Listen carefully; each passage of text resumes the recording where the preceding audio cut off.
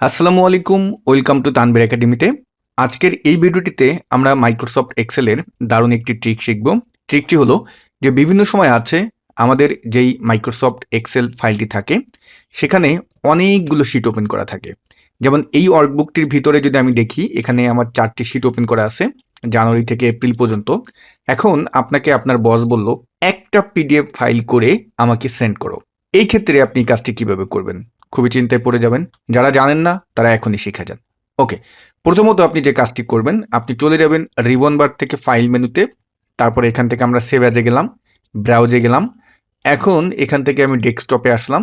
আমি যেহেতু ডেস্কটপে সেভ করব, আপনি যে কোনো লোকেশনে সেভ করতে পারেন। এবং এই ফাইল নেমের এখানে এসে আপনি যে কোনো একটা নাম দেন। আমার যে নাম সে নামই রাখলাম।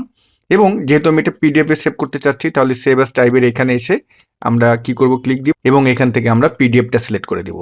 ওকে, এখন এখানে দুটি অপশন আছে, একটি হলো যে স্ট্যান্ডার্ড, আরেকটা হলো মিনিমাম সাইজ। তা আমরা স্ট্যান্ডার্ড এটা আমরা দিলাম। তারপরে আমরা যে কাজটি করব, এখান থেকে এই যে অপশনস লেখা আছে দেখুন, এই যে অপশনস, আপনি এই অপশনসে ক্লিক করবেন এবং আপনার সামনে একটি ডায়লগ বক্স আসবে। অল মানে যদি সব করতে চান তাহলে সেটা। আর এখানে হলো পেজ, যদি আপনি নির্দিষ্ট কোনো পেজ করতে চান তাহলে আপনি কি করবেন, এখানে সিলেক্ট করে যে প্রথম পেজ বা দ্বিতীয় পেজ এভাবে। আর পাবলিশ হোয়াট, এখানে অ্যাক্টিভ শিট দেওয়া আছে। যেহেতু আমরা শিট অনে ছিলাম, সেই অ্যাক্টিভ শিটটাই কি করতে চান। আর যদি আমরা চাই ইন্টার ওয়ার্কবুক, যে আমার জানুয়ারি থেকে এপ্রিল পর্যন্ত যে কটা আছে সেই কটা, তাহলে আমি ইন্টার ওয়ার্কবুক দিয়ে দিলাম, কারণ আমি এটাই চাচ্ছিলাম।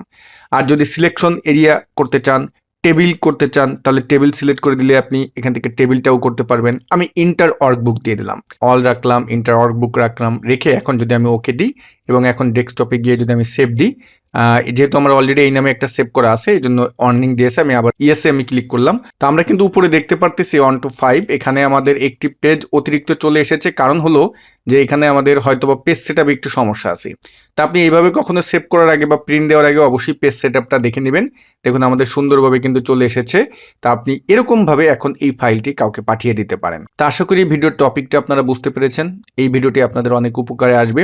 যদি ভিডিওটি ভালো লেগে থাকে একটি লাইক দিবেন, আপনার মতামত শেয়ার করতে ভুলবেন না। সবাই ভালো থাকবেন। আল্লাহ হাফেজ।